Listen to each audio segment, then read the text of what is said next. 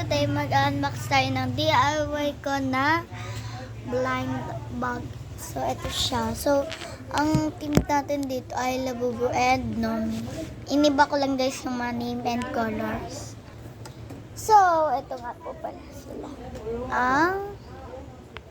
Ito po ang Labubu, ito po ang Nomi. So, guys, meron pa po pala tayong gagawin. Pero mamaya ko na po sasabihin sa dulo ng video. So ayun, so ito guys. So pakita ko muna ang Noemi. So ayan guys. Kung ayan yung nakasulat Noemi. Kung nababasa nyo lang. Pero guys pag nakatapat to sa kapag basta ayun. So ayan guys. So, yan may nakasulat dito. Loveliness never ends. So, ginaya ko yung kemerot ng Noemi. So, ayan. Ayan guys yung design.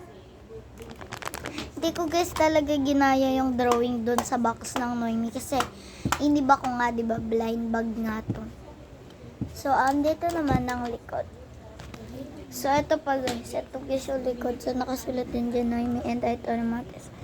So, ito, nagbigay ako ng pangalan sa kanila. Ito yung white and pink. Ang pangalan, Nana. So, Nana. Ano lang ito eh. Gawa. So, ito pagpipili. Ito naman, guys, black and red. So, Dada yung name. And, itong light blue, sky blue, and dark blue na light ay ang name Sisi. And next ay yung green and white Mama, and yung sky blue or light blue and white Nini, and yung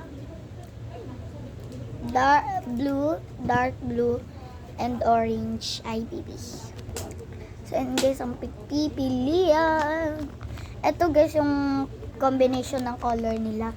Ito yung orange and blue range, and yung light blue and white bluey, and yung green and yung white greeny, kasi green and white. Inano ko lang yung H, pinalitan ko ng white. And yung pink and yung white pinkish. Yeah, di ko lang kung pinkish, wala naman din yung word na white. And yung black and red blood, kasi parang BLAD, kasi black at saka yung dulo ng red kinuha ko. And yung blur naman yung light blue and dark blue, kasi guys blue and dark blue, kaya kinuha ko lang yung K, diba? Blue, blurk. Okay nga. So, ito muna nga i-open natin. Mamaya ko na to e-explain. So, let's go. So, ito siya. Ha? Kakaroon pa tayo guys ng part 2. Wait. So, babay.